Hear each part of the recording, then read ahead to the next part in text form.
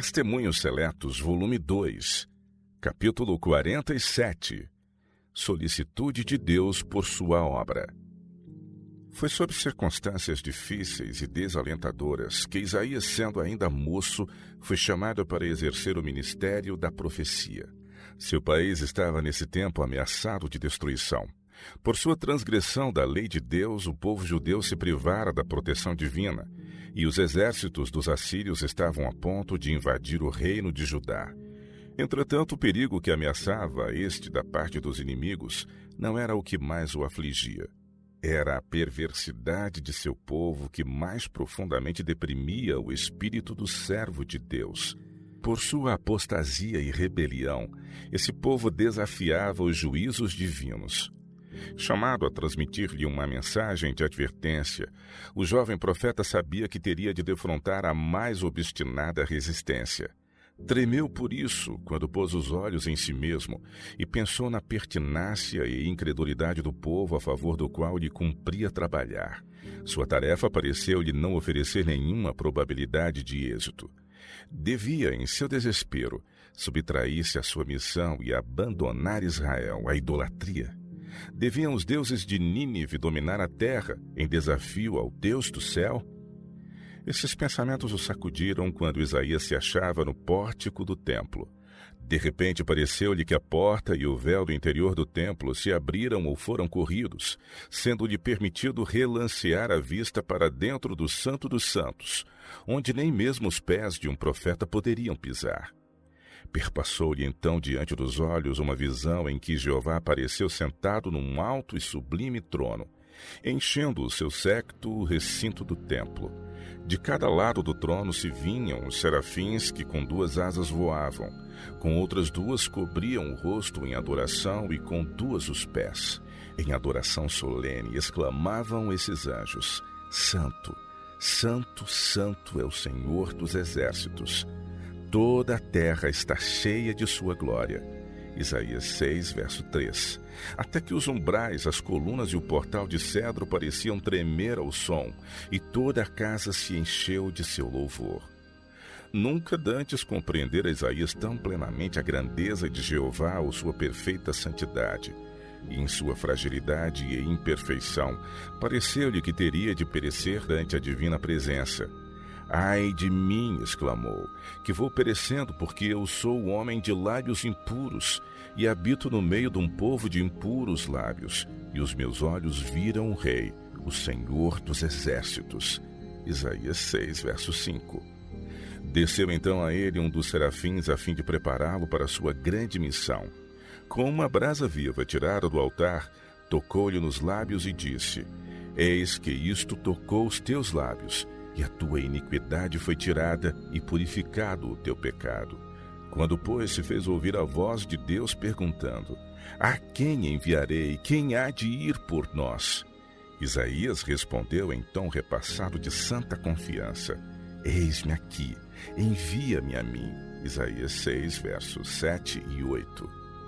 O que aconteceria se os poderes terrestres se arregimentassem contra Judá? Que sucederia se Isaías enfrentasse oposição e resistência em sua missão? Contemplara o Rei, o Senhor dos exércitos, ouvira o cântico dos serafins. Toda a terra está cheia da sua glória, e o profeta foi confortado para a obra que tinha à frente. A lembrança desta visão o acompanhou através de toda a sua longa e árdua missão. A visão de Ezequiel. Ezequiel, o melancólico profeta do exílio na terra dos caldeus, foi agraciado com uma visão que lhe ensinou a mesma lição de fé no Deus Todo-Poderoso de Israel. Estando à margem do rio Quebar, eis que um vento tempestuoso vinha do norte, uma grande nuvem como um fogo a revolver-se, e um resplendor ao redor dela e no meio uma coisa como da cor de âmbar. Ezequiel 1, 4. Várias rodas de estranha aparência, girando umas dentro das outras, pareciam movidas por criaturas viventes. E acima de tudo isto havia uma semelhança de trono, como de uma safira. E sobre a semelhança do trono havia como que a semelhança de um homem, no alto sobre ele. Ezequiel 1, 26. E quanto à semelhança dos animais, o seu parecer era como brasas de fogo ardentes, como uma aparência de tochas. O fogo corria por entre os animais e o fogo resplandecia, e do fogo saíam relâmpagos. Ezequiel 1:13. E tinham mãos de homem debaixo das suas asas. Ezequiel 1:8. O complexo de rodas visto por Ezequiel era uma combinação tão complicada que à primeira vista lhe pareceu aquilo uma verdadeira confusão. Mas quando se moviam, havia nelas a mais admirável ordem e perfeita harmonia. Essas rodas eram impelidas por criaturas celestiais, e acima de todo aquele conjunto estava assentado sobre um trono de safira, o Deus eterno, cujo trono era circundado por um arco-íris, o símbolo da graça e do amor. Dominado pela glória terrível dessa cena, Ezequiel caiu sobre o rosto quando uma voz lhe ordenou que se erguesse e ouvisse a palavra do Senhor. Foi-lhe dada então uma mensagem de advertência ao povo de Israel. Esta visão foi dada a Ezequiel num tempo em que seu espírito se achava abatido por tristes pressentimentos. Via desolada a terra de seus pais. A cidade outrora tão populosa estava despovoada. A voz de alegria e o cântico de louvor ali não eram mais ouvidos. O profeta mesmo era peregrino em terra estranha, onde imperavam supremas a desmedida ambição e a selvagem crueldade. As injustiças e tiranias que era obrigado a presenciar contristavam-lhe a alma e de dia e de noite se queixava amargamente. Mas os símbolos gloriosos que lhe foram apresentados junto ao rio Quebar revelaram-lhe um poder muito superior ao dos dominadores terrestres. Acima do orgulho e crueldade dos reis da Assíria e Babilônia, estava entronizado um Deus de misericórdia e verdade.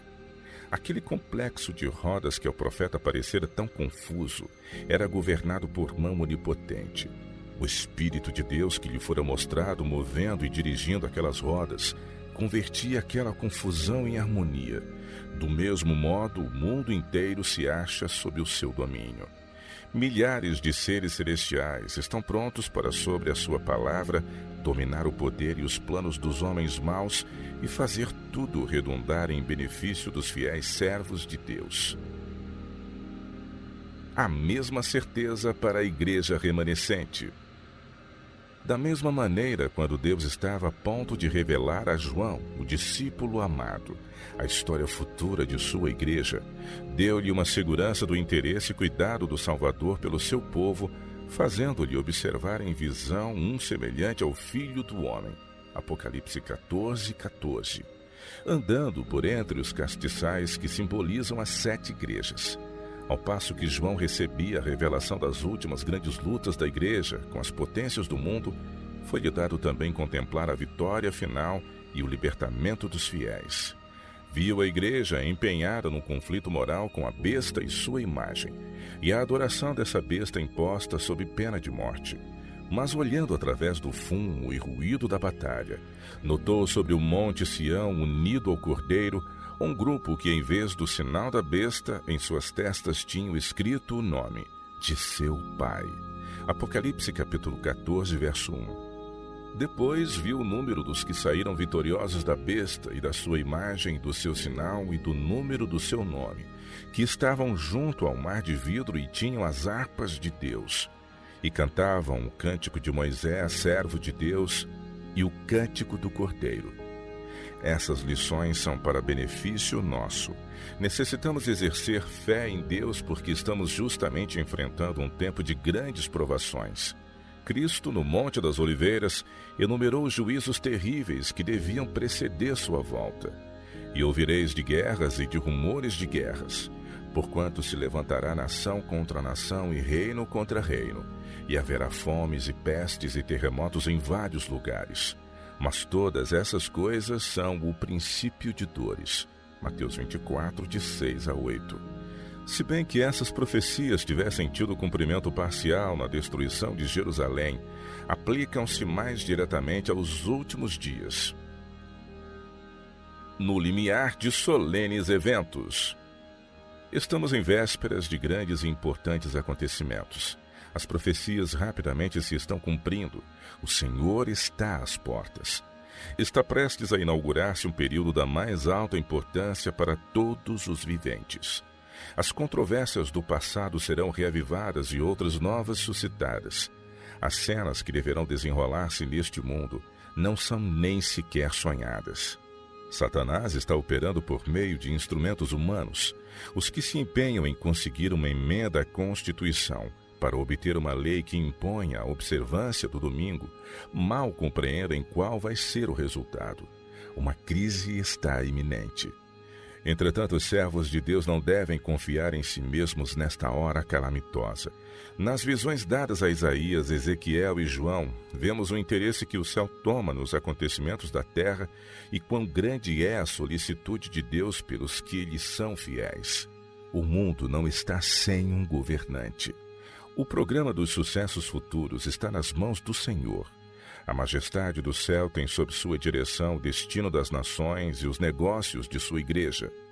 Na obra de Deus, demasiadas vezes nos deixamos influenciar pelos cuidados e dificuldades. O peso da responsabilidade não pesa apenas sobre mortais.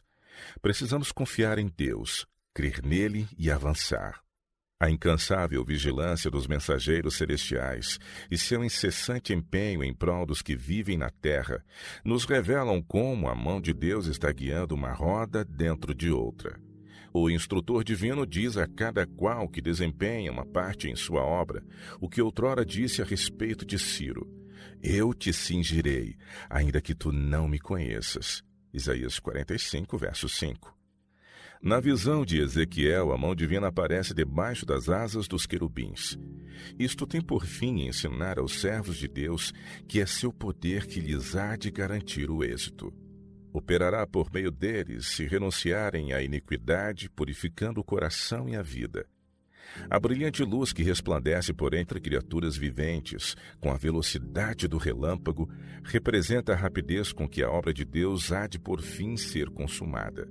Aquele que não tosqueneja e está operando continuamente a fim de realizar seus desígnios, há de levar avante a sua grande obra de modo harmonioso. Aquilo que a homens finitos parece confuso e complicado, a mão do Senhor pode manter em perfeita ordem. Tem meios e modos de frustrar as intenções de homens ímpios e pode destruir o conselho dos que maquinam o mal contra seu povo. Irmãos, não é tempo de nos lamentarmos e entregarmos ao desespero, nem de ceder à dúvida e incredulidade. Cristo não é para nós um Salvador que jaz no sepulcro de José, vedado por uma grande pedra selada com o selo romano. Temos um Salvador ressuscitado. É o Rei, o Senhor dos Exércitos, que está assentado entre querubins e que no meio da peleja e do tumulto das nações continua a guardar seu povo. Aquele que domina nos céus é nosso Salvador. Avalia cada provação, vigia a fornalha ardente destinada a provar cada alma. Quando as fortalezas dos reis ruírem e as flechas da ira de Deus atravessarem o coração de seus inimigos, seu povo estará seguro em suas mãos. Por causa de obreiros não consagrados, as coisas por vezes irão mal. Podereis chorar os resultados do mau procedimento de outros, mas não vos acabrunheis. A obra está sob a supervisão do bendito Mestre. Tudo o que ele pede é que os obreiros vão ter com ele para receberem suas ordens e que obedeçam às suas direções. Todas as partes da obra, nossas igrejas, missões, escolas sabatinas, instituições, tudo ele tem no coração. Por que preocupar-se? O intenso anelo de ver a igreja impregnada de vida tem de ser temperado com a inteira confiança em Deus. Pois sem mim, disse o grande portador de encargos, nada podeis fazer. João capítulo 15, verso 5. Segue-me. Mateus capítulo 9, verso 9. Ele toma a dianteira, nós devemos seguir. Não sobrecarregue ninguém as faculdades que Deus lhe deu num esforço por promover mais rapidamente a causa do Senhor. Não pode o poder do homem apressar a obra. A ele tem de unir-se o poder dos seres celestiais. Unicamente assim pode a obra de Deus ser levada à perfeição. Não pode o homem fazer a parte do trabalho que compete a Deus. Pode um Paulo plantar e um Apolo regar, mas Deus dá o crescimento. Em simplicidade e humildade deve o homem cooperar com os agentes divinos, sempre fazendo o melhor que pode, todavia sempre reconhecendo que é Deus o grande obreiro mestre. Não deve ele sentir-se confiante em si mesmo, pois assim esgotará sua força de reserva e destruirá suas faculdades mentais e físicas. Mesmo que todos os obreiros que agora suportam os mais pesados encargos fossem postos de lado, a obra de Deus seria levada avante. Temperemos, pois, com a razão nosso zelo no trabalho.